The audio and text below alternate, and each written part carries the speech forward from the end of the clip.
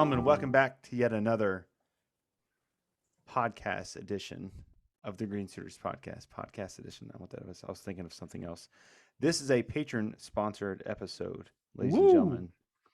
But before patrons! Can you guys let me talk? Okay, go ahead.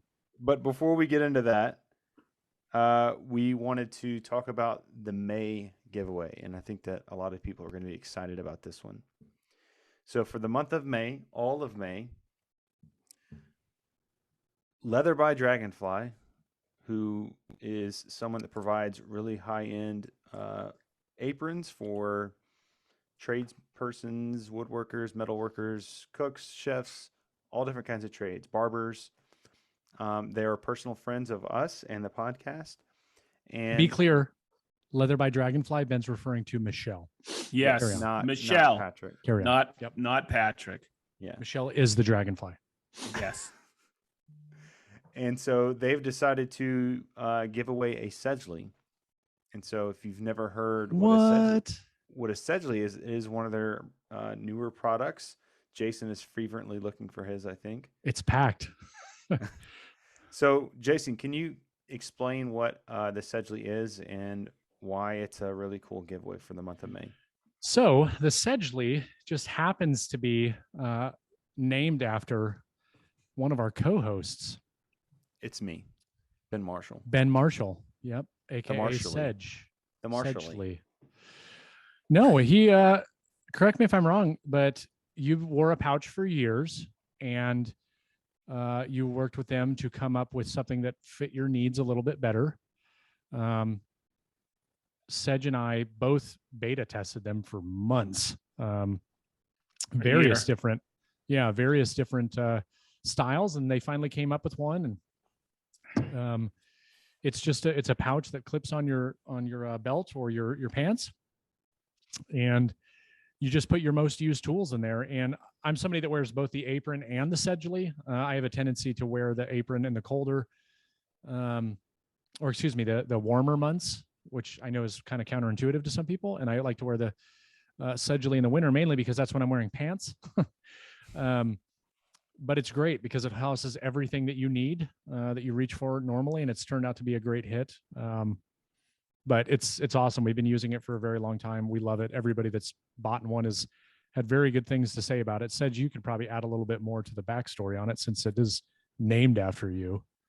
I love pouches. I've worn one forever, and the number one thing that fails on them is the belt clip. And Patrick and Michelle really did a lot of research, and they asked me a bunch of questions over the phone, and then they showed up to shop with 3 different prototypes. We went through them, and then the one I picked, I wore for about 7 months, and then they came back with another one after a couple of things, and then the final one is amazing. What I was impressed with is right before we launched it, or we went up to their house, and I actually sewed one, and the quality of it is unbelievable. Well, hold on. The quality of the one you sewed is unbelievable. No, okay. No. I think I scared Michelle a couple of times because you scared me. I almost sewed my finger. It was so much fun, but I never realized how much work goes into the pouch, and it's amazing. I am so impressed that they're gonna allow us to give one away here in the month of May on the Green Suiters podcast. Correct me if I'm wrong, but you said the belt clip isn't it made of adamantium, the same stuff that Wolverine's claws Yes, are made out of? Okay. We had to source it that way. But it's worth it. That's where the majority of the money is, in the pouch. Yeah, adamantium clip. You know what else is really cool by Leather by Dragonfly is their mouse pads. I love those things. Yeah, it's really cool looking. They're amazing. Everything they make is amazing. Well, everything Michelle makes is amazing. Let's be clear. Yeah, let's be clear. So cool. Yeah, so that is a really good value that someone is going to win. Again, if you want to enter the competition or enter the giveaway, just go to our website, greensuiterspodcast.com/giveaway. Enter yourself in during the month of May, and you're automatically entered in to win the Sedgley. So, US, all of the US, right? yes, all 50 states in the US. Wow, that is awesome. Yeah. Huh. And there's one other thing that's happening in May, for those of you that don't know. And it's someone's birthday, a listener's birthday. Really? Who's is it? Please tell us. Tyler Valentine. No way. Tyler Valentine? Tyler Valentine's birthday. This is an early Wow. birthday present that he's getting because his birthday is not Wow. until the end of May. But his awesome girlfriend Kenzie reached out to us and wanted us to just wish him a happy birthday. He's a big fan of the show. So, Tyler, happy birthday, man. Happy birthday, Tyler. And you better continue to be a fan of this show. Yeah, man. Do you understand? Keep listening. Mr. Valentine. I'm just kidding. Happy birthday. She didn't say, but how old do you guys think he is? 12. That seems to be our demographic. Yeah, that's 12. That feels like it's pretty good. Yeah. He just turned 12 years old. Congrats, buddy. Awesome. Happy birthday, little buddy. Yeah, congrats. Congrats, Tyler. You come over and play with Paw Patrol toys with my son. All right. Nah, we're just kidding. Happy birthday. Happy birthday. All right, so let's quickly go over what we've been up to, and then we'll dive into this Patreon topic. Is that possible to quickly go over what we've been up to? Don't forget, I'm on this podcast. You're gonna have to do the best that you can. No more green glue. No. Oh, you're talking about the. Just say no. Just say no to green glue. Do you want me to go first? Yes. I'll make it short tonight. Be brief, for the love of God. I can't. I have so many amazing, important things to say that everybody just hangs on every word. It's hard. You know what I mean? Hey, do you ever get anxiety whenever Mike Coffey's stories comes up? No, I like watching Mike's stories. I mean, I do too. But like, if you look above his his story feed or whatever, there's 50,000 dots that show that he made 50,000 stories that day. I'm like, oh my God. He's the only other person that I've run into on Instagram that gives me a run for my money on stories. Yeah. I think that's why I like it so much, because I'm not the only one. All right, but go ahead. What you been up to?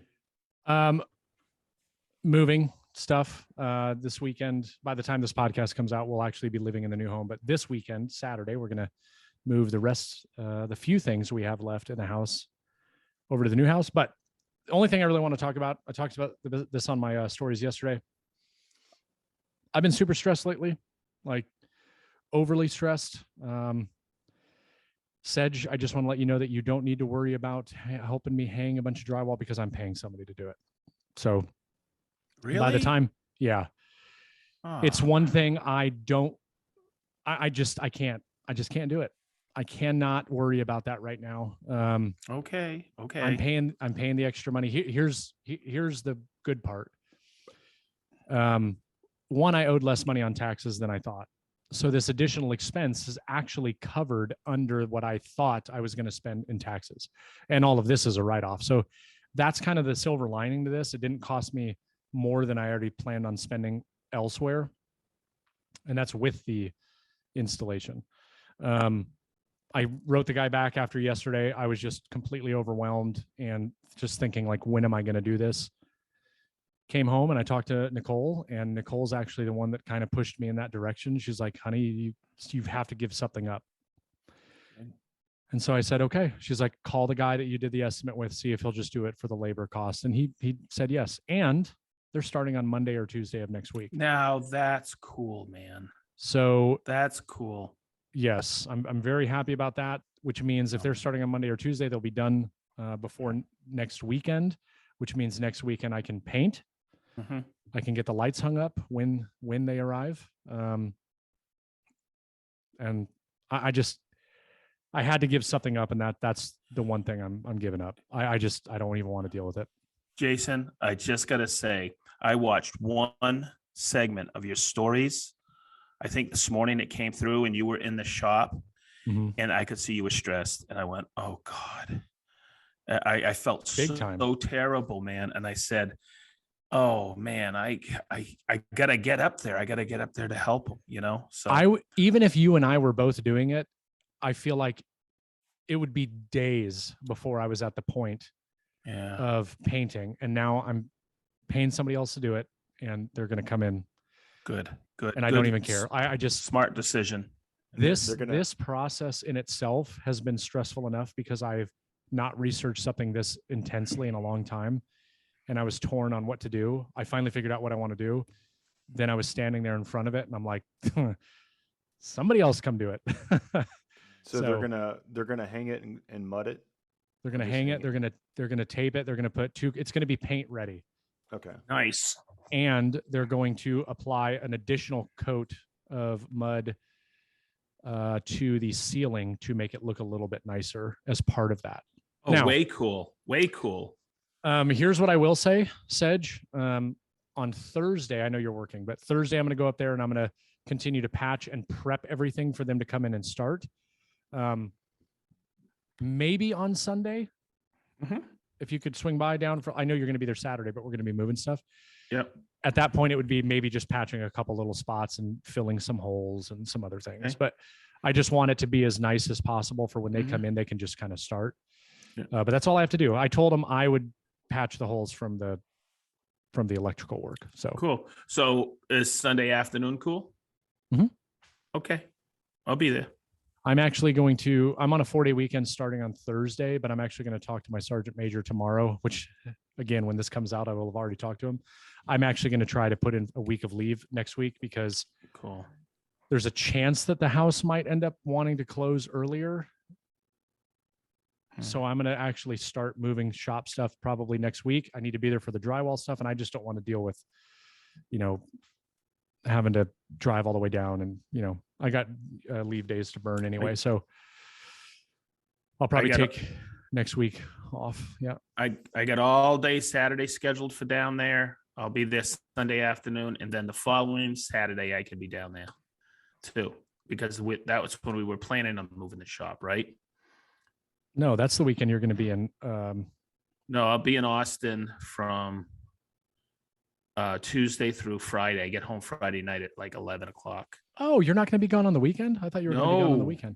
No. So yeah, I can work that weekend for you as well. Well, that's the weekend I should be painting. So maybe we can do the lights together or something. Yeah, I'll do that, man. That's fun. I love doing that stuff.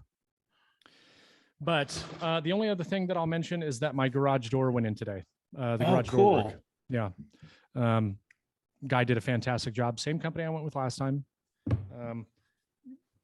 Guy did a great job. So super excited about it. So when do you think it'll all be complete, more or less? When do you think your shop is going to be up and running? Probably not till end of May, June. So long haul. Yeah, but I mean, it's just the little stuff. Once I get everything in there, then it's just the little stuff of putting everything back and organizing things and all that. So there's some different projects I got to do in the shop. So, but I'll be documenting all of it. There's not going to be any shortage of content. I just have to start that process because I haven't done a video in over a month. But yeah, this is the one time in my life, my YouTube life, that I just don't care because I have enough things going on. I don't need to be worrying about a YouTube video. And guess what? No one's asked me, hey, why are you not doing YouTube videos? Yeah. Shocking. I bet you the algorithm is, though. Yeah. Well, it's one thing I'm a little worried about because my whole shop first year in this place, everything just went to crap. So, but I'll get back at it. I'm not worried about it. I'm still in the Army. I'll get back at it. And I think my channel is going to be, I think it's going to go to a very much larger level because I am going to focus a lot more on some of the home renovation stuff in this new house. So more vinyl flooring. Yep. Already got a plan for that. Cool. Right on. So anyway, sorry, Ben, you want to?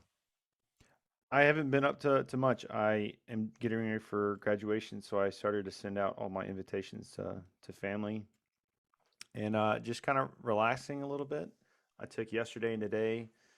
Didn't really worry about doing anything. Just played video games most of the day. Just kind of relaxed. And I'm my high school class president, so we have our 20-year reunion coming up in about 3 weeks, and so I had to start making some social media post stuff for that, um, to get ready for that event in the first week in May, and then started editing stuff again for the podcast for social media for that, and that's pretty much it, man. What about you, Sedge? What you been up to? Boy, spent the weekend finishing some yard work before Marianne got home. She came home from Florida Saturday night. The kid made it through surgery really well, so I'm happy with that. Nice. I received a new jig / tool from a manufacturer, and I spent about 6 hours with it on Sunday because it was Easter and the boys weren't in town. They had to be out of town for something, so we couldn't shoot video. But boy, man, I can't wait to shoot the video on this new tool / jig. I'm pretty impressed with it, but I wasn't sure I was going to do it and shoot a video for it, but I wrapped my head around it, and this is wicked nice. So I'm sure by the time this podcast comes out, you'll have seen the video on Sedge Tool. So I'm pretty excited, and great company to work with too. So one thing that I just thought of is people keep messaging me on Etsy asking me if I can stain my stools. Oh, that just sounds kinky, baby. Yeah, baby. I mean, I've probably turned away, I don't know, 6 or 7 people now, and so I'm starting to think that I should probably try to source some walnut and make some walnut stools and see if those will sell. Just because of the amount of people that want stain, because I'm not going to stain stuff. I don't want to do that. That's such a pain. No, then you'll get somebody that is like, well, I want to buy a walnut one, but can you stain it to look like regular Birch? pine? Can you stain it to make it look like birch plywood? That'd probably be not a bad option. So yeah, you do maybe do a run of birch, do a run of cherry, and do a run of walnut. That's 3 different colors that are all fairly popular, and they'll give them a shade that they want, and you're going to make your money back. You know what I mean? Yeah.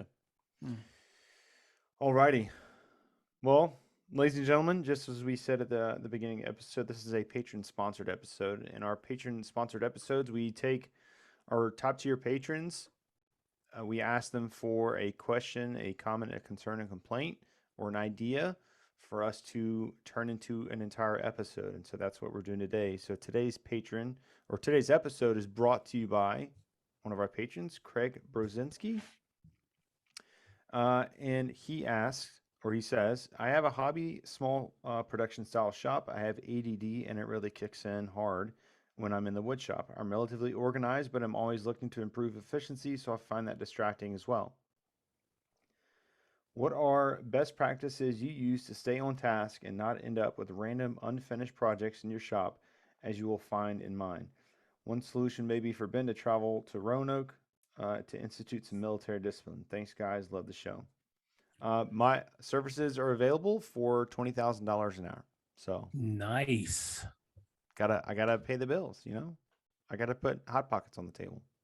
Yeah, Patreon isn't cutting it anymore. All right. So what do you guys do to kind of help stay on task whenever it comes to projects or stuff in your shop? Sedge. Okay. JC, you're gonna love this. I try to, because you were always talking about clutter, and I try to. And you go, Sedge, you're so cluttered, but I know where everything is in my shop, and I try to organize as much as possible. I'll come out here and mess around and organize. Now, I did a video on this on Sedge Tool, and it's about labeling everything possible because I hate wasting time. That's one thing I've always done. So I'm not searching for stuff. I know where, say I have a drawer and I know where my stuff is right there. I've used, and the other thing I've been instituting lately for organization is Kaizen inserts. And I love those. I just think they're fantastic because I do hate clutter. And I'm trying to declutter because I listened to you, Ben, about your minimalist approach in your shop. And I've gotten rid of a lot of stuff. I've given it away, not sell it, given it away to a couple of people. That's one. And now when it comes to efficiency in the shop, I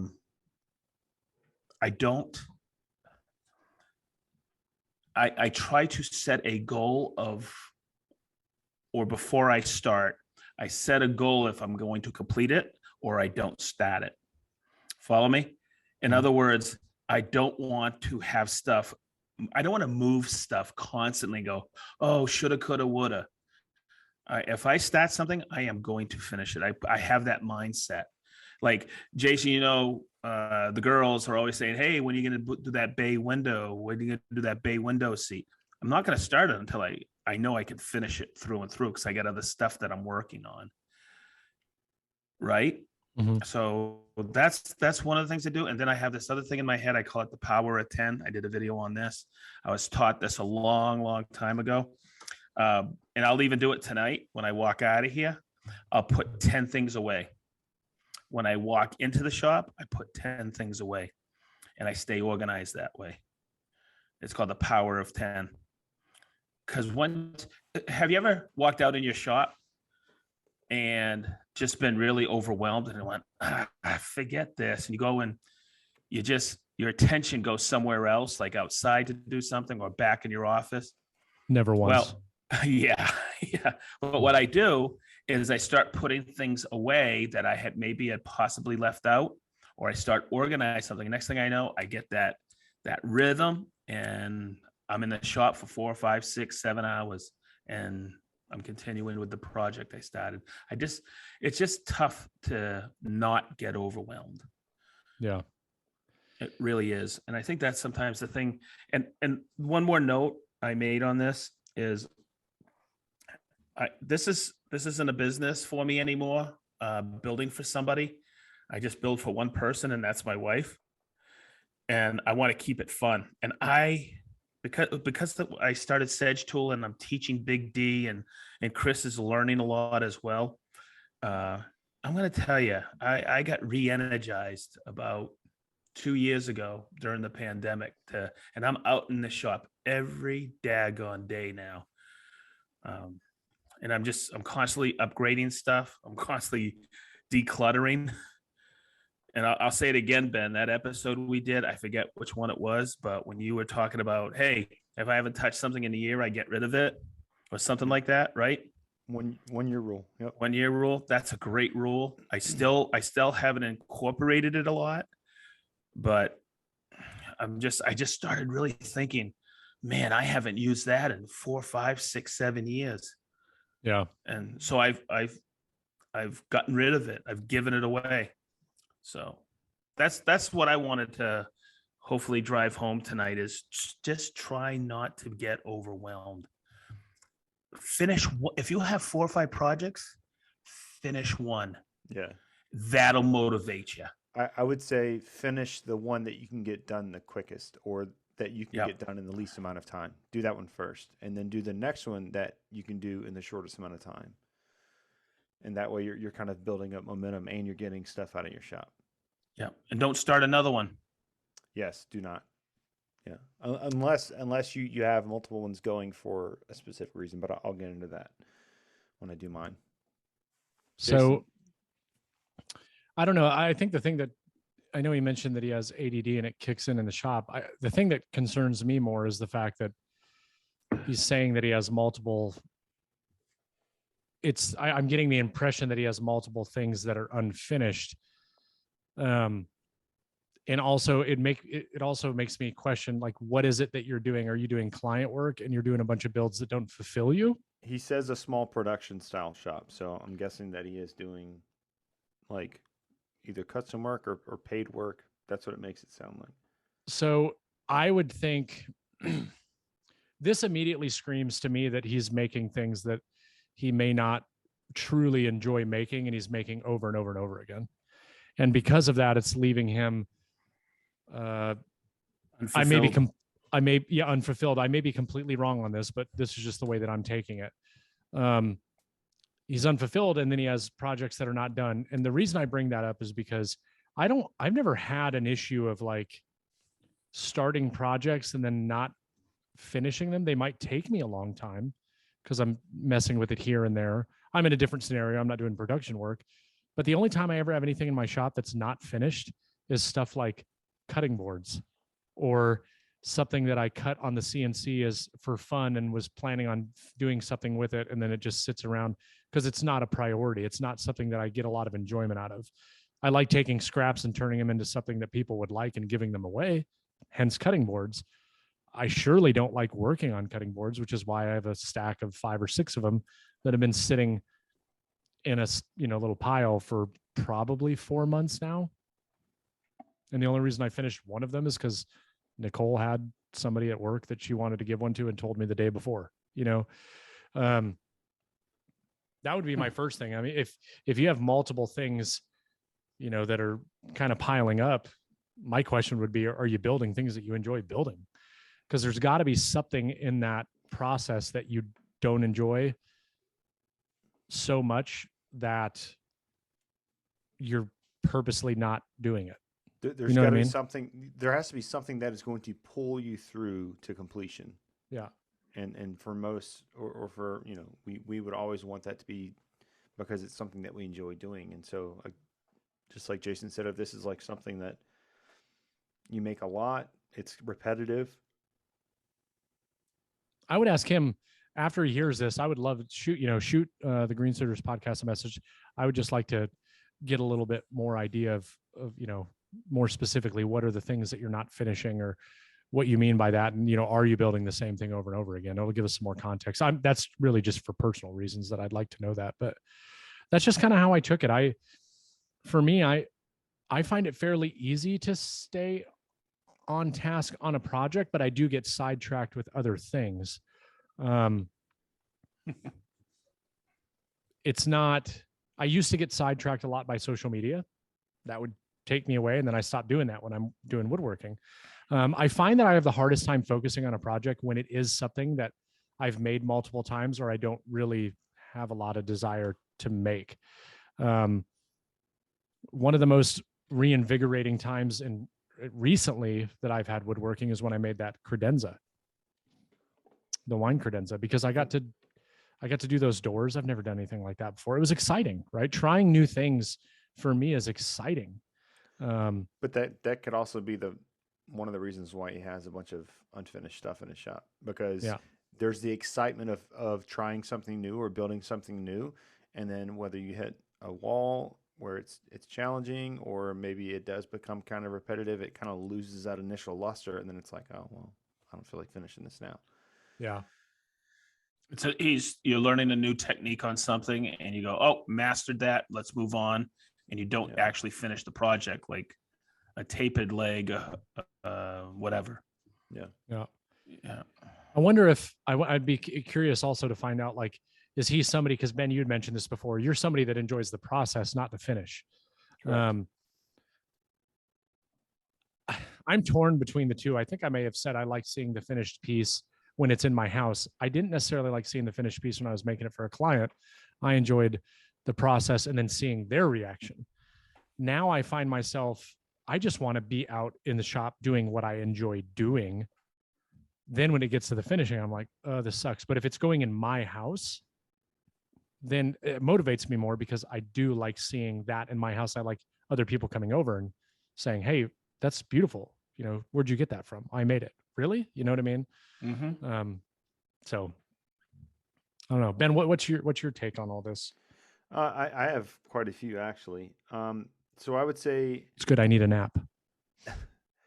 I remember having this problem in the very beginning of woodworking where it was like I would see something on YouTube or on Instagram or something like that, and it would be like, oh, I can make this. It's almost like the router bit story, Jason, that you have, where it's like, oh, well, I need all these. Mm-hmm. I need this 100-piece router bit set because I can make all these things with it.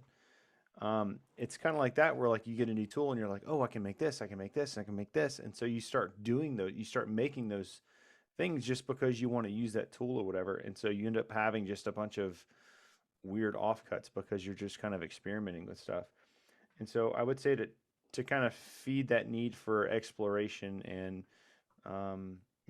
getting to know your tools and stuff, have put intentionality behind everything that you do. So if you do want to try a new technique, like set that aside for like a very specific time or day where that's all you're going to do is, okay, today I'm going to test out these techniques, and whenever you're done with it, you throw it in the burn pile or you get rid of it. It's more about gaining the skill than it is having whatever this thing is that you just made. If there's something that a new technique that I want to try, or maybe something that I haven't done in a while and I kind of need to brush myself up on it, I'll just take scrap wood, and I before I even start the project, I try these techniques out on just really small pieces of scrap wood. If it's a dovetail, you don't need to have the entire drawer cut out to practice doing a dovetail. You just need two scrap pieces that are big enough to put in a vise or a clamp or whatever to practice it. And so if that's what's going on, and again, Jason, you said, without really knowing more, it, we don't have enough context, I think, to kind of draw conclusions on what is it specific problem is, but be intentional about whatever it is that you're making, and have a plan going into it, whether that's you have the design completed, whether that's in SketchUp, whether that's on a drawing pad or whatever, like have the entire project constructed out. Because if you can spend the time to build out the plan for it, you're more than likely going to finish it because you know all the solutions that you need. There may be a couple of hiccups here and there, but you're not trying to figure out things as you go along, because I know that I've hit design or creative walls in the design process, but I was able to kind of figure those out before I even started getting materials. Because you may start experimenting with the design again before you start making it, and you kind of found out that, well, I really don't like this. And all you've wasted at that point is a little bit of time. You haven't wasted materials, and you're not having just this pile of random stuff in your shop. And then another thing would be to separate your task by production phase. And so this is what I do is, if I need to rip and crosscut, I only pull out the tools that allow me to rip and crosscut, or end dimension, because that's usually when you're doing it at that time too. So I'll pull out my thickness planer, I'll pull out my track saw, I'll pull out the STM, I'll pull out all the stuff that I need to dimension, crosscut, and rip. I'll have all those things out. And after then, once I've ripped and crosscut my materials to the dimensions, I don't need the track saw anymore. So I'll put that away. And then it's like, okay, now I'm going to do this. And so I break all my steps down by the tools that I need to make them.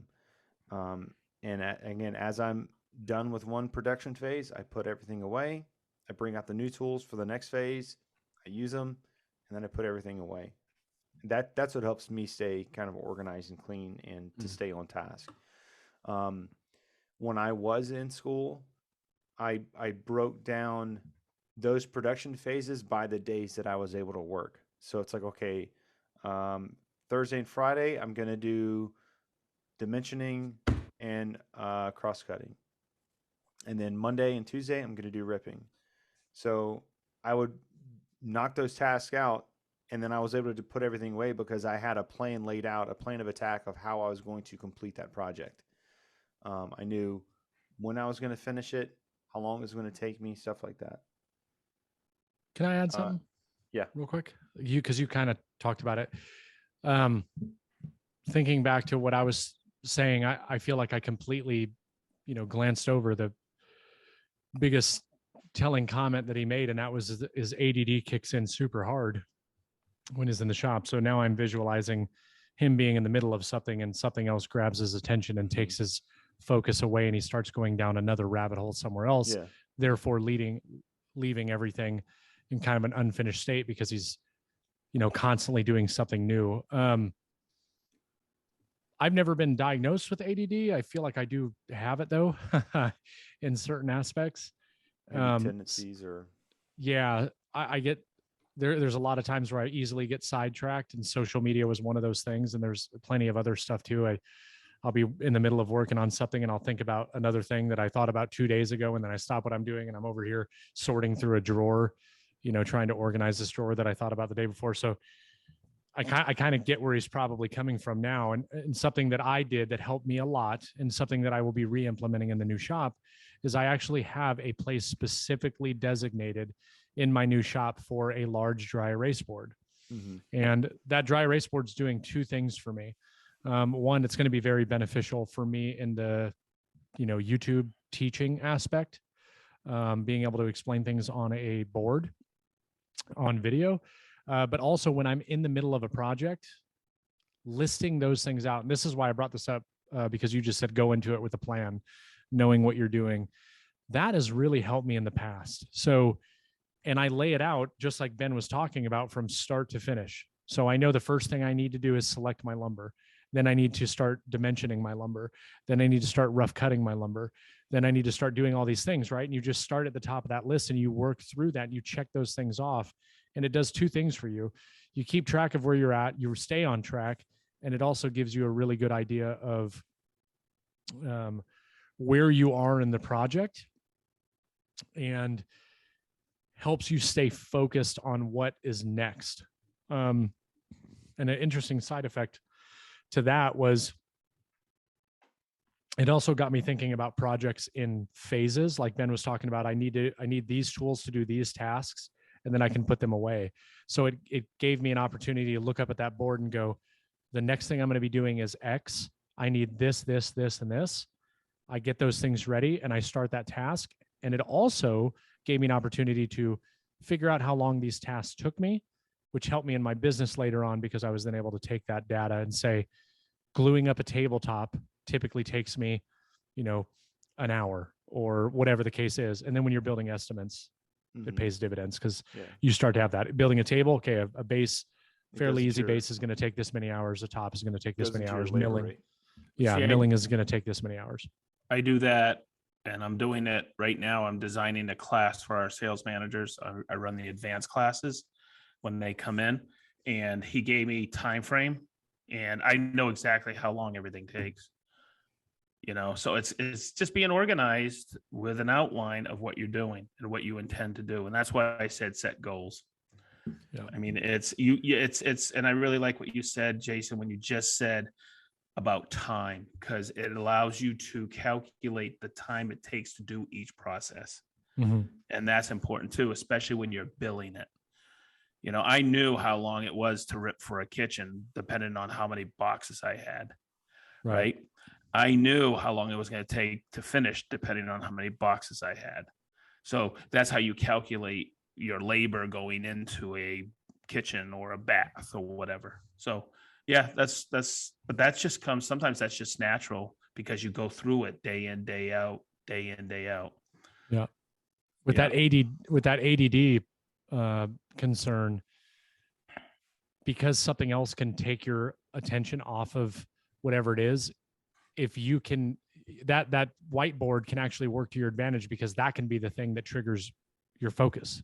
Yeah. So you start doing something else, then you glance over at the board and you're like, crap, yeah, I'm supposed to be doing this. And then you immediately walk back over and continue doing that task, And I would say that if, and again, I don't have ADD or ADHD. I don't know what it's like to live with that.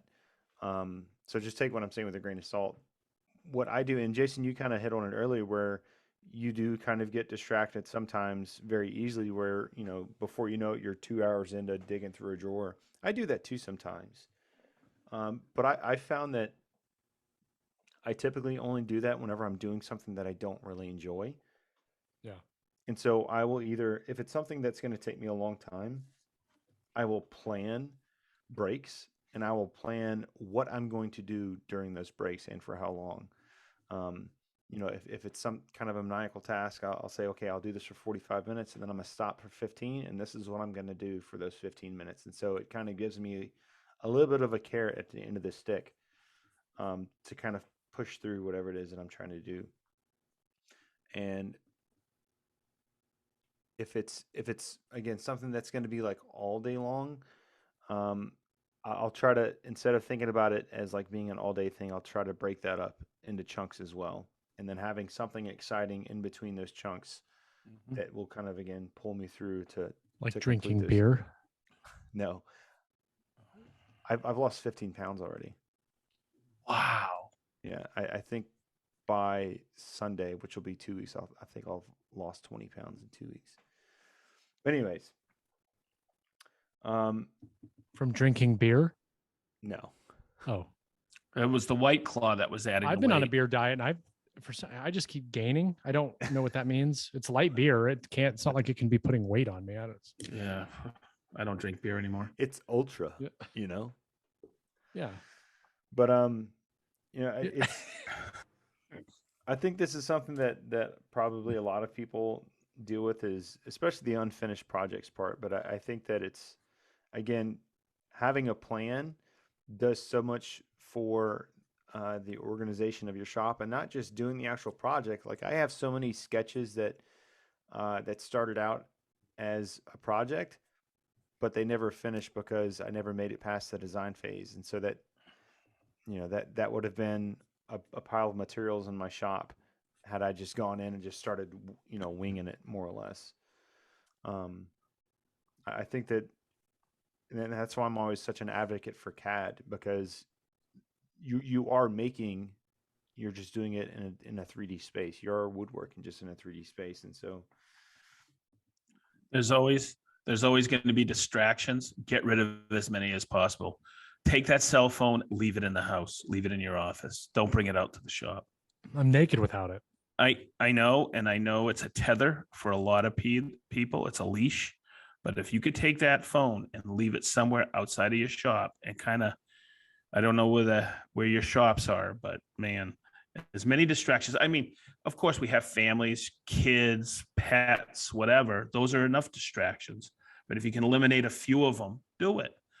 It's like, I never understood why somebody would put a daggone television in their shop. That is like the kiss of death. Hey, why would you do that? What do you got playing on there? Porn? Come on, man. The only time my TV's ever been on in my shop actually is during football season.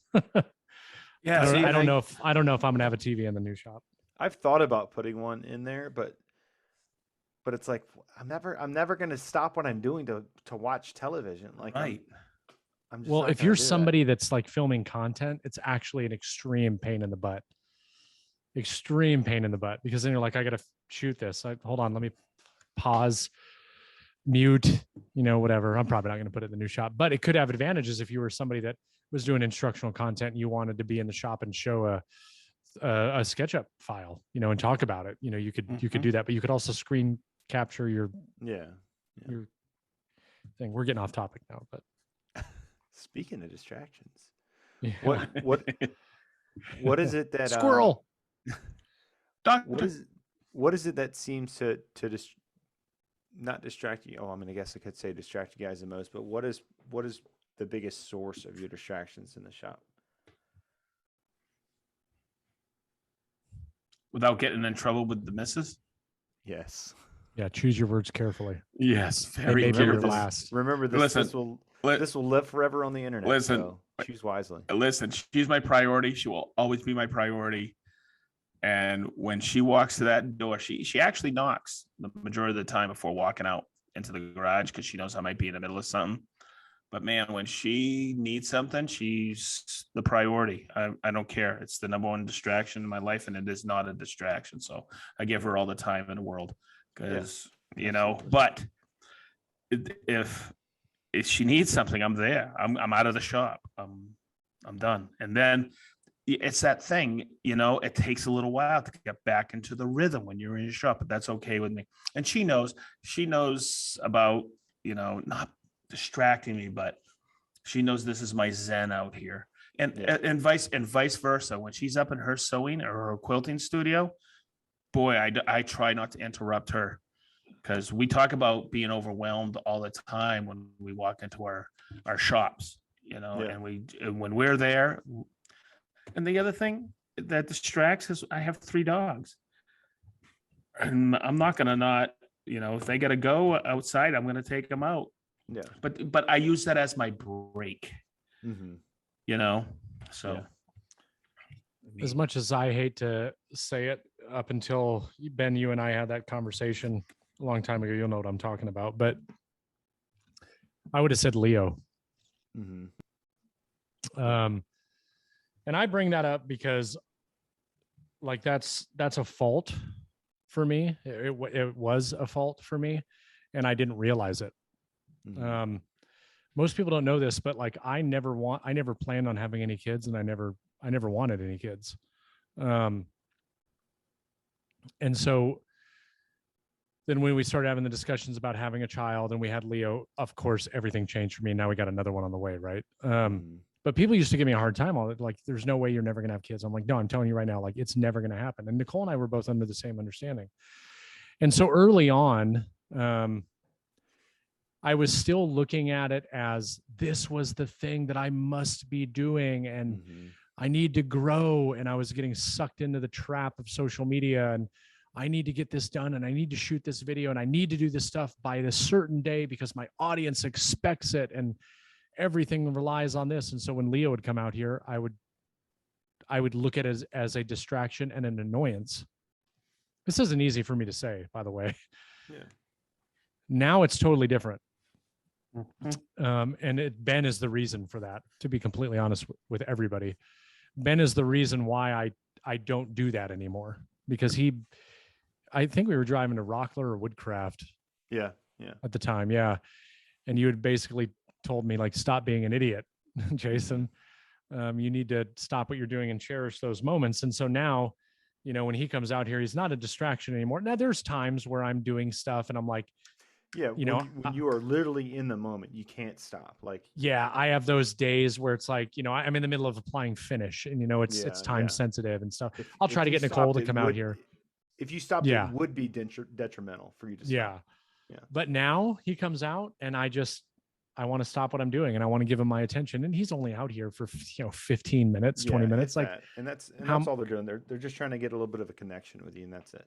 Yeah. And I want him to be connected to this shop. I want him to understand that this is what daddy does. And I want him to be out here. He comes in now and he immediately goes to the toolbox that Sedge gave him and opens it up and takes his tools out and goes around my shop and finds bolts and pretends like he's, unscrewing them. And it's awesome. Like, those are the times that I want to remember. So, besides that, I would say social media is still my distraction. And, feeling the need to, I'm in the middle of something and I have a revelation, or I'm in the middle of something and I think that somebody will find value in that.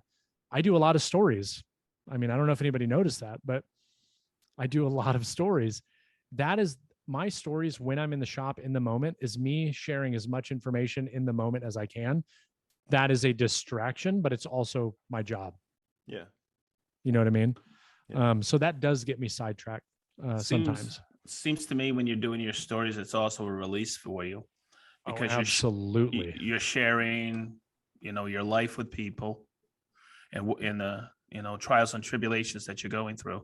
And I think that's important, because I think that's the connection you have with, the people that follow you. And I think it means a lot. I could care less, but exactly. And then you just skip through or send me a middle finger. But what's funny is how I go, what am I Jason's up to? Because I haven't heard from you a day or two, and I pull up your stories and I go, oh yeah, cool. Well, here's, yes, it's a distraction, but yes, I love doing it. And here's what I will say about that. Like, I love Instagram for the story purposes. I don't know why I'm not doing it on YouTube, to be honest with you, but it's basically I'd have to do the same thing twice. Right. And that's more time, and I don't want to deal with that. But Instagram is just a different community. And there are very few people that will share the not so great things. And when they screwed up and when they are stressed about things, that is my outlet. And I feel bad because I say one thing one day and I'm saying something totally different the next day. I feel one way in the moment one time. I feel a different way in the moment the next time. Yesterday I was literally talking about how I was going to do the drywall. And today I'm like, I'm hiring somebody. Screw this. But that's reality. But that's the connection that people have to you because you're honest, you're giving, you're telling people that, and they go, oh, snap, I'm not the only one. Yeah. Follow? I'm not the only one. That's what people think when they watch people that, have a Jason. misconception that everything, like all these Instagrammers and YouTubers and all this stuff, like everything's roses all the time. I assure you it is not. And the people that are not showing those things, we're getting totally off topic now, but no, I think I think it's good. I think it's fine. Well, I love it. And I also love the interaction that I get from people. Well, sometimes it gets a little overwhelming and annoying with certain things. Yeah. And I'm not saying that to disparage anybody. I love all of the feedback that I get, but sometimes I make the mistake of saying certain things, knowing that I'm going to get, because I get a lot of feedback on my stories. And there are times where I get the feedback and I wasn't looking for feedback, but I guess because I'm so approachable, people are wanting to share it. And sometimes because of the mood that I'm in, I take that feedback in and I'm like, geez, like why are they saying X, Y, and Z? And then I'm like, well, wait a minute, I'm sharing my life with everybody in the world. Like, you're one of those, one of those people might say something that I never thought of. And that happens constantly. I like it. I don't do stories on my Festool Sedge account because everybody thinks I have like the greatest job on earth working for Festool as a trainer, and oh, wait a minute, I do. I was like, where is he going? Oh, wait a minute, I do. What? I can't say. I thought you worked for Ryobi. Right. As my neighbor calls it, Rybobi. The other grain company. Rybobi. So, well, I actually wanted to kind of keep going into that, Jason. But before we do that, is there anything else that you guys wanted to add to about dealing with the distractions in the shop? No, my big thing was the dry erase board. I think would be super helpful for somebody who needs to visually see that reminder. I think we've beat that horse to a bloody pulp. The only thing I'm going to add is just take a deep breath. Enjoy the journey. You don't have to hold it. Exhale. Oh, okay. All right. And just in my final point is just what said, just kind of said at the very beginning about how I try to be a minimalist woodworker, quote unquote. It's not that I try to be minimal. I just try to have only what I need to get the job done. And I think that if you walked into probably 70% of woodworker shops that have been doing it for quite a while, that they probably have a lot of duplicates. And so I think if you have a shop that is very cluttery, that is probably an environment that is more prone to being distracted, to tinkering with a bunch of things all at once. Whereas with my shop, everything is put away. I don't have a whole lot. There's not a lot for me to get distracted by. And so as we're talking, I was trying to think of the last time that had happened to me, where I would go down one hole and then go down the next, and like it's been quite a while since that's happened to me, and I think that's because I don't have a whole lot. I like going down holes. Ooh, behave. You guys want to hear a quick story? I learned about decluttering because I used to file everything at work. And then someone came up to me and said, he's a really good friend of mine, German guy. And he went, why do you file everything? Just put it in a box, label the year. And I go, what do you mean? He goes, just take it and throw those papers into a box with the year on it. So I started doing it because he did a research project in university over in Germany when he was in school. And he said, I analyzed why people file and why they go back. They never go back to that box. No. And you want to know something? I've been doing that for the last 10 years at Festool. I just take everything, I label a box, boop, cardboard box, and I have files, but it's for a specific thing. Like it says, it's to declutter my desk, and it says like I'm going to Rubio next week. It says Rubio 2022. Right down in Austin. I have all the paperwork I need for that thing. But when I get back, boom, it goes in the box. Yeah. Do you know for 10 years, I have not gone back in those boxes to find the file. Yeah. People waste time saving stuff. Yeah. So nowadays, there's sometimes I come back from a show, like I came back from JLC, I just took all the paperwork and threw it away. And Ben, I think of you because of what you were saying about decluttering the shop. And Jason, I know you and I talked about it, and you started decluttering as well, didn't you? You started saying, "Hey, am I going to ever use that sander?" You know, and you got rid of the sander, didn't you? If I haven't used it in a year, This is a good opportunity to do it again. I'll tell you that. And it holds no emotional value, then I get rid of it. Yeah. So, but Jason, you were, and this is we can transition off the topic now. But Craig, thanks so much. Thank you for the topic. Yeah. Yeah. Thank you. That was great for submitting the topic. I think that's something that everyone can really relate to. So Jason had mentioned it earlier about, how some people think that for influencers or people that make content that it's all like peaches and roses and like nothing ever goes wrong, and it obviously does. And pretty much the whole weekend I just been kind of, again, relaxing. I'm finally done with school, and I needed to unplug from everything and just enjoy not having that responsibility anymore. And Sedge, have you ever heard of Casey Neistat? Yes. Jason, have you heard of Casey Neistat? Casey Neistat. Oh yeah, Yes. I've watched many of his videos. YouTuber. Yes. Yeah. So he was one of the very first people on YouTube that quote unquote became viral, right? Where every video would be over 1 million views. He kind of revolutionized the vlogging scene with his style and stuff like that. And I watched a lot of his talks over the weekend, and then a couple podcasts. He was on Steve-O's podcast, and things, why he did certain things, it's much more clear now as to why, because his fame kind of came to be at least on YouTube whenever he started doing daily vlogs, and he did 600 of them until he stopped.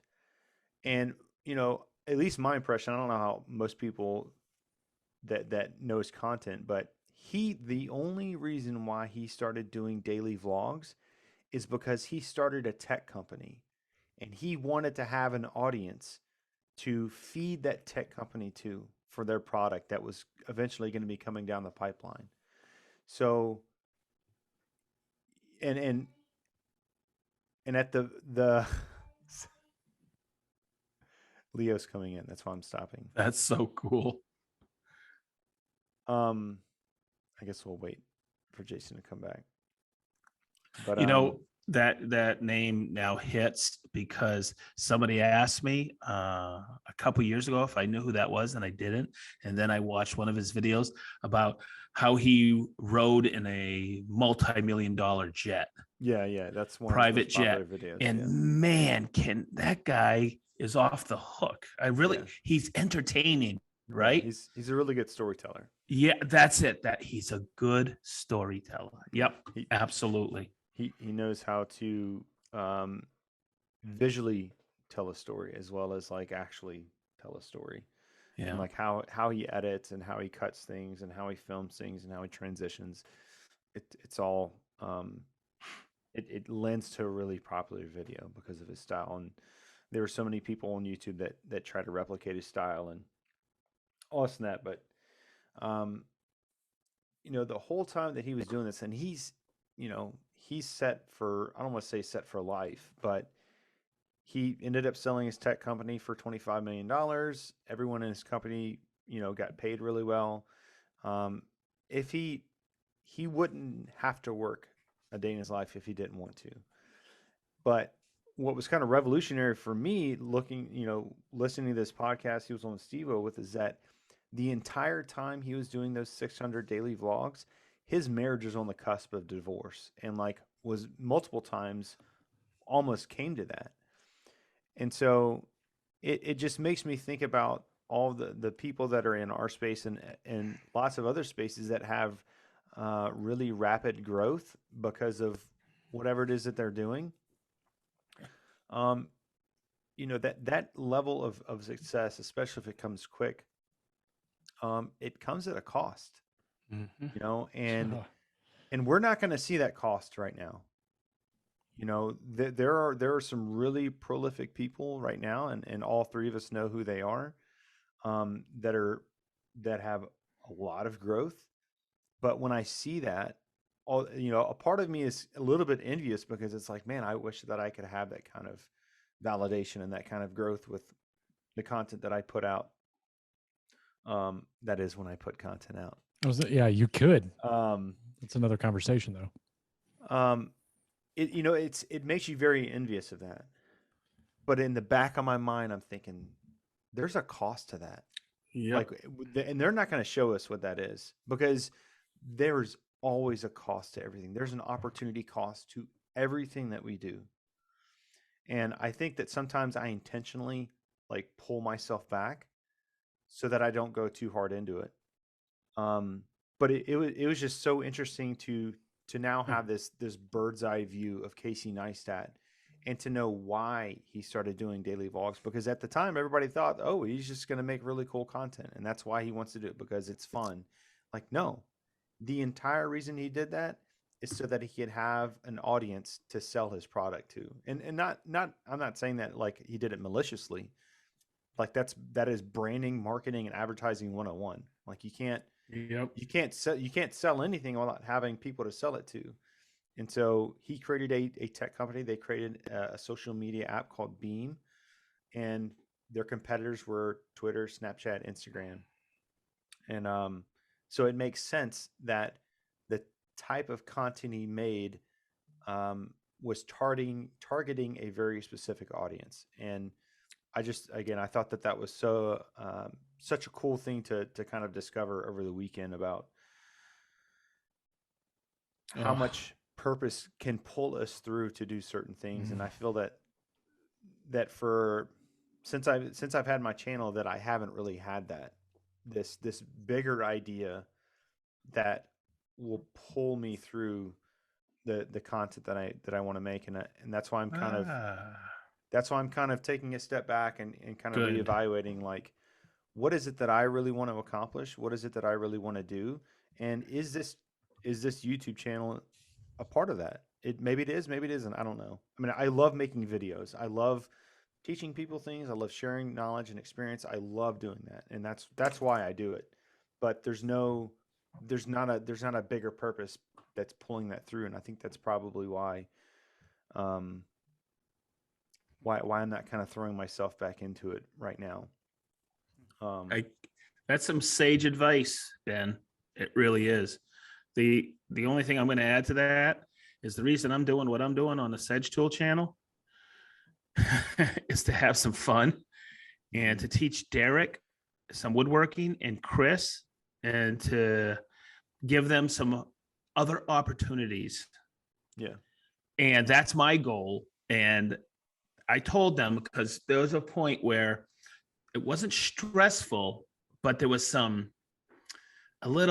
could feel a little anxiety. And I went, and it was a little bit by me. Yeah. And I said, "Ooh, boy, let's take a step back, because if this isn't fun, we're not doing it." Now, I learned that with my business partner Mikey in the cabinet shop. There was one day we were almost at each other fisticuffs, and he walked out. I finished what I was doing because I knew it was the right way to do it. And he came back and he apologized. And I said, "Mikey, if it isn't fun, we're stopping this right now." And he goes, "Okay." Because I mean, when you're in business with people, and it's not just you, it's a few other people. I don't want to lose friends. And sometimes, like you did, Ben, you took a step back, which was really smart. You took the weekend off and you kind of reevaluated what you were doing. That's what you got to do, because a lot of people don't realize how much work it is creating content. It's not about thinking about new ideas or anything like that. It's about all the back stuff, working with people, working with manufacturers, working, just little things, making sure all the things that people don't see. They don't see them because no one makes content about that. Yep. Yeah, I know. Hey, you know what? I had a fantastic weekend with you guys down at Workbench Con, but that was some time away from home. but I needed to go there to listen to all the stories and meet some phenomenal people. But I don't think people are willing to pull in the effort, and that's okay. I am. I know you two are. But Ben, like you did, taking a step back and reevaluating, and you always have to do that constantly. That was wicked smart. And I'm in it listen for to the money, people. guys. That's all. I know That's the you only thing I are, care about. It's all but about the money. you're already YouTuber Silver. Oh, am I? Oh, I'm sorry. It was behind my head. What if you go down below? Do they take it away?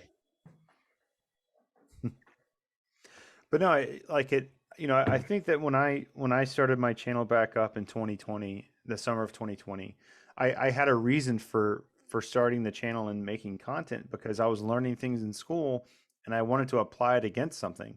Like I didn't just want that knowledge to kind of atrophy. And so now that I am finished with school, now it's like, well, crap, what am I making videos for? And so right now, at least as we're recording this, I don't really have a purpose for making videos. Yeah, it's good to make money. Yeah, it's good to maybe get sponsorship deals eventually or get free products. That's cool, but that's really not an end game. Sponsors, free tools, those are all fair weather friends. Oh yeah, they are. And that is not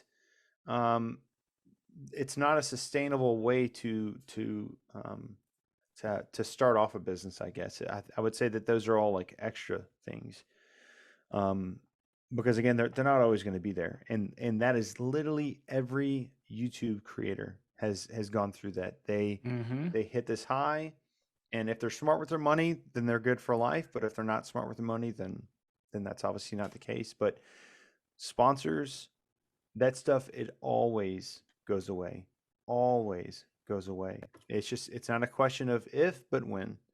And so that's why I kind of pulled back and I'm like, okay, what is my purpose here? And like right now, I don't really know what that is,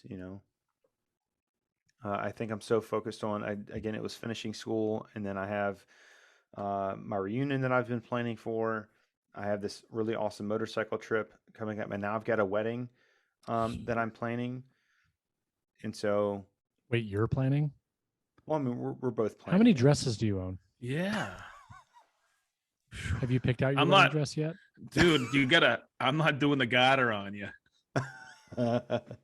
When But- can Sedge and I expect our invitations to arrive? Just out of curiosity. We're going to look at venues this weekend. Jason, you will probably be in the wedding. Wait, what? You're on the run to be a groomsman. Wow. A groomsman? Mm-hmm. Wow. Okay. I thought we were friends.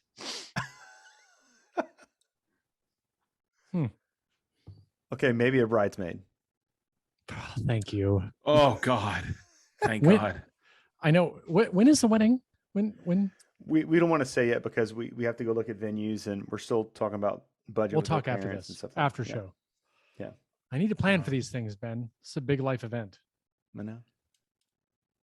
I just want to lead you on into the last minute and tell you, like, I'm not fucking going to your wedding. You kidding me? Screw your wedding. I don't know what she's marrying you for. I have no idea. You better be counting your lucky stars every day, my friend. I do. Golly. Jen, if you're listening to this, you could have done so much better. It's not even funny. Oh my God. Hey, you know about the 3 rings of marriage, Ben, don't you? No. Well, you already gave her the first one, right? The engagement ring. Okay. What's the next one? Wedding band? Wedding ring, right? Mm-hmm. You know what the third one is? The ring of hell? I don't know. No, many years of suffering. Truth. Oh, that's funny. That's funny. Marianne hates it when I tell that joke. It's hilarious. You've been suffering for 30 years. Purgatory. It's all good, dude. It's all good. Yeah. It's the best thing I ever freaking did. 30 years ago, this August 1st, man. 30 years. But back to the topic of creating stuff. there's also the side of like, you don't really know what opportunities are out there until you just kind of keep putting in the work. Like Jason, with the business route that you're going to try to go down, right? Would you even guess that that would have been the where you would find yourself, the opportunity where you would find yourself No, 3 and years ago? that's Yeah. the biggest struggle with all of this is that Yeah. you don't. I've talked about this with a lot of people. In the beginning, everybody has this idea like, I can make money on YouTube. I assure you,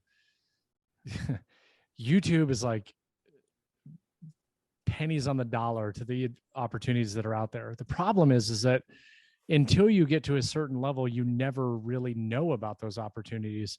And then you get to that level and then you're like, wait, I can do what? And I can do this. And then I can take these 10 things and then these other 10 things. And then it starts to add up really quick. And so you don't know, and you start getting all these great ideas of how you want to do it in your head. And you try to do it and you're trying to do 20 things very haphazardly. And this is the problem that I ran into. And Ben and I have talked about this many times, trying to do too much, especially when you don't have the time. People always, joke or have given me crap about, why I'm so excited about getting out of the Army. Well, it's because I'll have time to do some of those things that I've had my eyes open to. But you have to prioritize those things. Mm-hmm. It's, you'd be way better off doing 4 things really well than 20 things okay. Mm-hmm. And yeah, that I'm glad you brought that up because I was thinking about that earlier when you were talking, and I'm like, I wouldn't even have known half the stuff that I could be doing if it wasn't for getting into this game and seeing those things. But then it becomes an obsession. For me, it was never about money. Now that I'm making money doing this, I'm not going to lie and say that I'm not excited when I have really good months. You see the potential. You see the potential for growth, and that's where it gets you. Yeah. And that's like the sponsorship thing Ben had talked about. Sponsors is not a part of my business model because I lost a very big sponsor this year. Mm-hmm. Like last year. A sponsor from last year. I lost a very big one for what reason I don't really know. I mean, Mark Spagnolo, he's with Powermatic for like 14 years, and they're just like, it's not part of our business model anymore. We don't want to do it. Yeah. So that's significant, right? You can't rely on that stuff. Which goes back to my kind of journey at the moment of just really trying to figure out a purpose for what I'm doing. Something that is in the distance that will pull me through the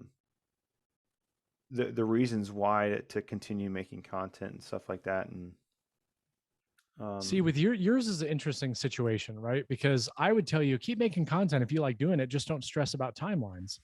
The difference between you and me is we both enjoy making content, and Sedge.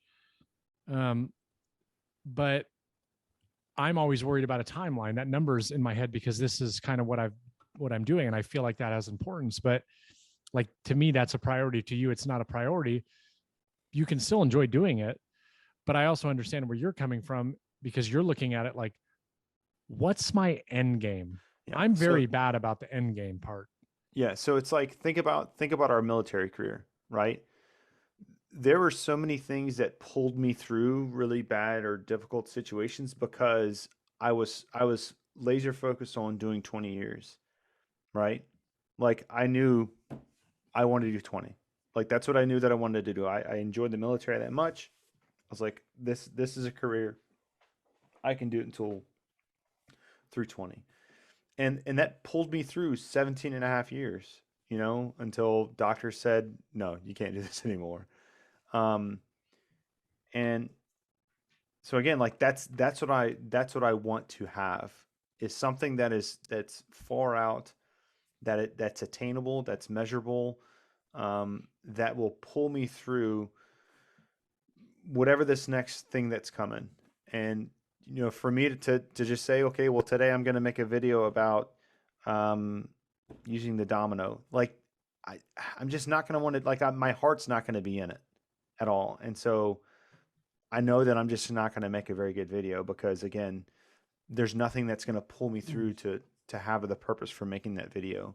And I feel like that my last few videos were kind of like that, where it's like, oh, what am I going to do today? Oh, well, I guess I'll do it on this, or I guess I'll do it on that because I can, not because there's this passion that's pulling me through it. And that's not to say that I don't have passion about woodworking. I do. It's just, again, like I need to have something there, and I don't know what it is yet, you know? Yeah. And again, is it this thing where it's just like, you just kind of grind until you do, you know, or you keep pushing, and it's almost like expecting something to just magically drop on your lap, you know? I don't know. But The problem with social media stuff and monetization is that they pull you in, and numbers. They pull you in, to make you believe that all of those things are important, you know, audience size, and you see that number grow, and it's a psychological thing. And that's important for the platform. That's what it's important for, you know? But the monetary thing, I mean, Ben, you have access to my analytics. Yeah. Look back to November and December, how my channel was doing, and look at it now. Yeah. I haven't posted a video in a month. I'm suffering from it. Like, it has gone down. When I look at that and I see, you know, the ad revenue for the past 30 days or this month, and I'm like, God, I need to publish another video because it's dropping because I'm not doing any new videos. And that's how they get you. Well, I wouldn't look at it like that. That's kind of a cynical view. It's almost saying like, well, if you don't show up to work, you're not going to get paid. You know? Yeah. No, I get that. But I mean, you don't show up to work, you're not going to get paid is different from being able to open up an app and see exactly how your decisions are affecting you. Oh, and yeah. When you have really good months where you're doing well, that's another reason why, you know, ad revenue is a hard metric to judge based on whether or not you could, you know, rely on it, because it can change at the drop of a hat. There's a lot that's not in your control. Same thing with there's affiliate sales and all that other stuff. There's a lot that's not in your control. So that's why everybody talks about, like, it's important to get all these different streams of revenue, because then you have multiple things that are compiling. You don't have to be so reliant on one. And that's all true. But all this jargon that people say about, like, you can't live off YouTube ad revenue, BS. It's total BS. There's lots of people. Total BS. The scary part is the people that are making crazy dollars on ad revenue, that's a very small fraction of the money that they're making, because their other streams are growing exponentially because they see the ad revenue. Yeah. YouTube is a small percentage. Yes. But they're slaying serious coin on Google, YouTube, Google AdSense, right?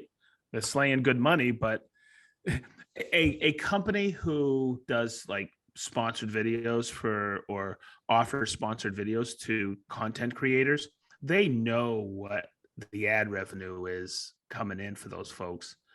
So they know how to approach them, correct? Yeah. Okay. Yeah. So and they have the audience size, they have the impressions, they have all those analytics. So they know. Yeah. It's and it is a game. I get a kick out of it because I'm learning it daily. Yeah. And it's fun. I go, oh wow, I didn't know that. And but for me, what I'm trying to do is I understand that part because you've taught me a lot, Jason and Ben, but I also am kind of not a control freak, but I don't want to rely on somebody else's business model. I want to create revenue streams that I know I can control. Yeah. Yeah. And I learned a lot from some of the bigwigs over at Workbench Con, because that's what they've done. You know, they've started other companies where they can, you know, because of their fame on YouTube, they were able to start and put money into, or some of that money into, other companies, which creates more revenue coming in from different sources. So it's interesting. It's going to be fun to grow that way. And the other thing I'm going to mention is this.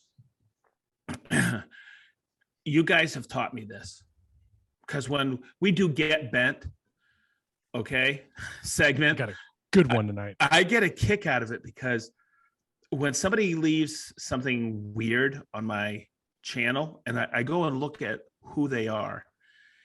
And you guys taught me this. Most people who are commenting have no following. They've never created content.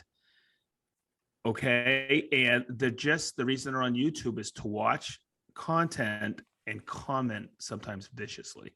Yeah. So it's interesting because I figured as much. Content creators are few and far between. We're in that realm. We know a lot of them, but I don't even know the percentage of people who are on YouTube that are content creators versus just subscribers, right? Yeah. And God bless everybody who's on YouTube, because I just love it. Rick just sent me a statistic at work yesterday that YouTube is the king. And it was broken down. The graph was broken down by age group, and YouTube's number one across every age group. Yeah. And then it starts the world's biggest search engine. Yep. And then the other one that was, of course, popular is in the younger groups was Instagram. But then it varied when you got back to like the 65 and older, it's Facebook. And, it's just interesting the way it was broken down. It was a great graph, but it showed all the popular ones that were out there and who, in different age groups. So it's cool. I think that I would probably benefit with a conversation with Jay. I think Jay Bates. Yeah, that's someone I would want to have on the podcast. I've asked him. No. Nah. I'll ask him again, but he used to have a podcast with April Wilkerson and Zach Perry Builds. I can't remember. It was a long time ago, but I asked him to come on a live with me on Instagram one time, and he was like, "Man, I just don't like doing that stuff." I'll ask him if he wants to come on the podcast. That's probably a little bit different, but he's a super insightful dude. He's been doing it a long time. He's definitely stepped away. Yeah. He's built his, nest egg. That's not really the right word for it, because that implies that he has built a bunch of money. He's done it in a way that he's making enough money to support what it is that he wants to do, and he lives very simple. You know what I mean? So I'll ask him again, though. He would be a good guest. I haven't really thought about it. I just figured he wouldn't be the best person to ask after. I just don't know if he really cares to get on this kind of stuff too much anymore. Yeah. I'll see what he says, though. Tell him we could talk about lifting. There you go. And meats. He'll probably come on if I tell him Sedge is on here. No. He writes. He doesn't know who I am. Oh, he knows who you are. Of course he really? does. Yeah. You're Sedge. Whatever. We still talk. I just talked to him a couple weeks ago. I know he's been doing a lot of work on an outdoor kitchen area. So, yeah. But yeah, no, he's just being a dad and doing stuff in the shop, working out, still eating meat. Sounds like he's got his priorities straight. Like carnivore diet, yeah. After he moved into that like dream shop, he like kind of steps away from all of it. It's like, yeah, we'll just do the woodworking stuff over here, but this is my gym now. It's funny how things change, though, man. You never know. I mean, I might get to a point one day where I've already built something that's just going to continue to generate revenue, and I decide to pivot and go another way. Who knows? Yeah. I just love what I do. I don't necessarily want to work for the man again unless it's the right job. So, yeah. Well, hey, do you want to do some Get Bent? And we haven't done a IG shout out call out in a while. I was thinking about that today, but I haven't been on Instagram like at all. Pretty much. I don't have an account to shout I got out, one too. But... Sedge got one. I got one. Well, let's do the Get Bent, and then we'll do the shout outs, and then we'll get out of here. Okay. Fine. I have no comments because I have not made a video in 2.5 months.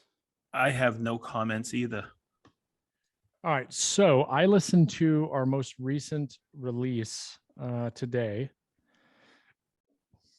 And that was the one where I went back to my cesspool of negative comments on the 10 tools. Yeah. So I did that again today because, believe it or not, since last week, I haven't got a lot of negative comments. So I went back to the gold mine, and I'm going to read through. I'm going to read through one of them. All right. I got to be ready to change my voice between the two. The original comment was, these are not. Oh, wait a minute. Whoa, hold the phone. We are missing our special guest. How did I forget that? We can't get bent without Hans. Let's do it. I'm so sorry. There he is. You just completely forgot about me, and to be honest, I'm a little offended. To be honest, Jason, that you just I'm very completely sorry, threw me to the wind, Oh. as if Hans is not here, waiting the entire time, the whole hour and 25 minutes to get his time to shine, and you just cast me as if like I'm a bad piece of schnitzel or something. Ooh, Panzerbrats. So I guess, without further ado, get banned. Yeah. All right. Going back to where I was at. The original comment was, these are not basic carpentry tools. This video is nothing more than an advertisement for Craig, Festool, Woodpecker, Incra, etc. First response. Craig, Festool, and Woodpeckers are great products. Thank you. Next one was, Craig is mostly known for its plastic pocket hole jig, which is trash compared to the fairly unknown Porter cable jig. Craig's stationary pocket hole jig may be a different story. Festool are very good tools, but way overpriced.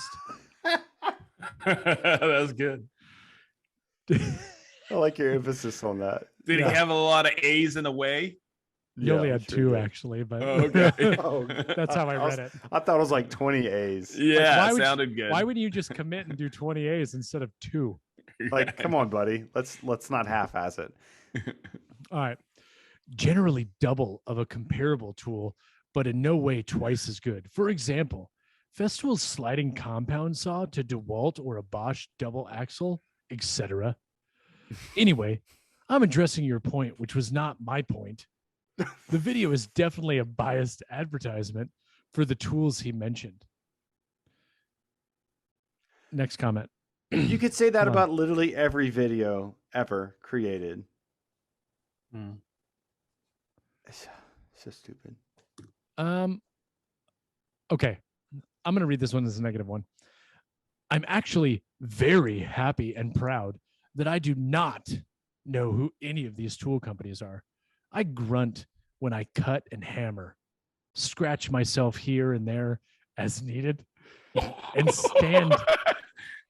stand when I tinkle. Did he say tinkle or whiz? From a tree stand sometimes, or in snow. Ha ha. What a dick for. What? All right. There's 3 more. Oh, jeez. Okay. Oh, man, I don't have the whole comment on this one, but this is a good one. He's talking about woodworking tools, not basic carpentry tools. You want basic carpentry tools? Go to Home Depot, Lowe's, Ace, True Value, Sears, Walmart. If you want to go 2 to 3 steps beyond basic carpentry, these tools are going to be finer. Next comment. Stop defending him. This video is a blatant sales job for the companies he listed. Despicable, and you're complicit. Next comment. Ooh, big words. Then don't watch it and get some cheese for your wine. That was good. This is why I love going back to this video. Did you say that, or did someone else say it? Somebody else said it. That's awesome. You get a lot of defenders on there too. Yeah. Hold on. I'm gonna read one more because I took 2 screenshots. I got to read this one too. The same video.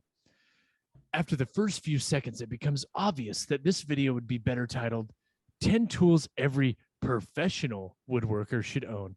He obviously does this kind of work for a living. He's not a hobbyist or an occasional weekend project guy.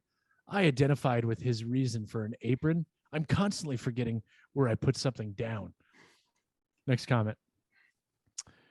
This one isn't necessarily negative. Great video, but true. I have a humble workshop with a miter saw and table saw. Next comment. Title should be 10 things I was paid to promote. Next comment. Actually, I work with a lot of professional woodworkers who do outstanding, very high-end work, and many of these tools are not in their shops. Next comment. I'm a hobbyist and I have all those tools and many more. That's a good closing. I loved one. his he's obviously does this kind of work for a living. He's not a hobbyist or an occasional weekend project guy. You're right. I am a hobbyist. I'm not even a weekend project guy. I'm like a monthly project guy. Yeah, quarterly. Quarterly is probably more realistic. Those were good. All right, so Always what can go back to the bank. That's right. What IG counts do you guys have this week? It's been a long time since we've done this. I got this one. I have followed this gentleman for a long time. Got a great website too. But on Instagram, he's Andre.Schwab. It's ANDRE period Schwab SCHWABE. I believe he's German and unbelievable. On here it says designer, wood manufacturer, and industrial design. This guy's off the hook, man. Yeah, he uses a lot of Festool, but some of the places he's in is phenomenal, and one killer woodworker. So I just wanted to call him out. I think the world of him. Never met him. Someday maybe I will. Nice guy. Always like watching his content. Very nice. Never heard of Mine is going to be from a fellow veteran infantryman. Ooh. His name is David Rania, and his IG handle is Dr. Made It. Him and I talk pretty dang regularly, but the reason why I've been following him for so long is because he runs a cabinetry business and does a lot of installs and stuff. He had another channel, so the Doctor Made It one is actually fairly new, where he's kind of focusing more on the content creation side of things.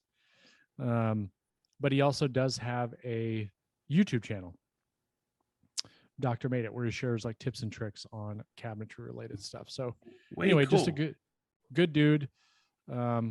Always been super supportive of me, and go give him a follow. Hey, where's Check out he his out YouTube of? channel. Where's he out of? I want to say he's out of California. Cool. That's the same name as his YouTube channel, Dr. Made It? Yeah. Yes, I believe so. Yep. And drmadeit.com is his website. Cool. Oh, cool website, man. Yeah, David drmadeit.com. Cool. Good dude. Great dude. And I mean, he's an infantryman, so he's smart. Yeah, maybe. Cool. That's pushing it. All right. Wow. I think All that's right. it for this episode. Way cool. Hey, what's Friday, guys?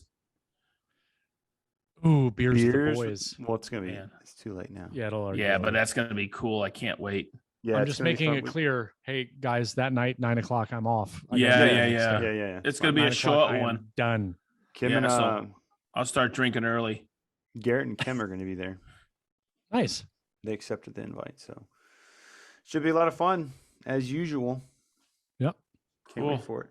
Well, hey, everybody, thank you so much for You giving us betcha. your attention, for listening to the podcast. We really appreciate all the feedback. Jason, where can everyone find you? BenceWoodworking.com, but don't expect much at any of my platforms right now because I'm doing a lot of other things. All right, Sedge, where can we find you? Sedgetool.com. That's our website, but Sedge Tool on YouTube, Instagram, TikTok, Facebook, Twitter, Sedge Tool. And then, of course, at Festool Sedge on Instagram, the Festool USA website with Festool Live, and Festool Shop Talk. Boy, we got some great episodes coming out. We just Jess Crow just posted. What a great gal. Awesome. Great. Yep. And you can find me marshaldesignworks.com or Ben Marshall Designs on YouTube and Instagram. Thanks so much. We'll see you guys in the next episode. Auf Later. Wiedersehen. Ooh, I almost ended the entire.